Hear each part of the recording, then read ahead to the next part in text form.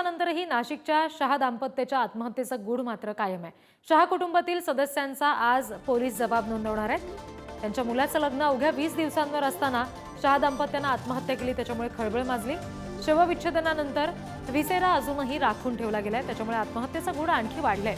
पोलिसांकडून तपास संथगतीने सुरू आहे की कुटुंबाकडून तपासाला प्रतिसाद दिला जात नाही, असे प्रश्न सध्या उपस्थित होत आहेत।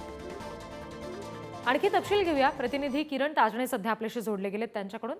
किरण, या विसेरा संदर्भात पोलिसांनी काही तपशील अजूनही का दिले नाहीयेत? हृदिक, खरं तर रविवारी रात्रीच्या वेळेला घडलेली ही घटना आहे। 8 दिवस उलटून जात आहे, मात्र अद्यापही त्या घटनेच्या संदर्भातलं नेमकं कारण काय होतं हे अद्यापही समोर आलेलं नाहीये।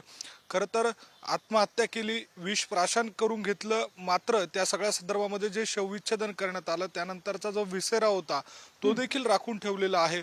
पोलिसांकडनं या सगळ्या संदर्भामध्ये जवळपास आता 8 दिवस उलटत येतील, मात्र तरी देखील याचं कारण शोधण्यामध्ये त्यांना यश आलेलं नाहीये। संथगतीनं तपास सुरू आहे का, असा देखील एक प्रश्न या निमित्तानं उपस्थित होतोय। तर दुसऱ्या बाजूला कुटुंबाकडनं काही तपासासाठी प्रतिसाद दिला जात नाही का, असाही या निमित्तानं प्रश्न उपस्थित होतोय। मात्र मुलाचं लग्न अवघ्या 20 दिवसांवर असताना आई वडिलांनी अशा स्वरूपाची आत्महत्या करणं नक्कीच खळबळ उडवून देणारी ही बाब होती। आणि अशा सर्व पार्श्वभूमीवर नेमकी आत्महत्या का केली याचं गूढ अद्यापही कायम असल्यानंतर आता आजच्या दिवशी जे शहा कुटुंब आहे त्यांच्या सदस्यांची आजच्या दिवशी पोलिसांकडनं तपासणी केली जाणार आहे, त्यांचे जबाब नोंदवले जाणार आहे।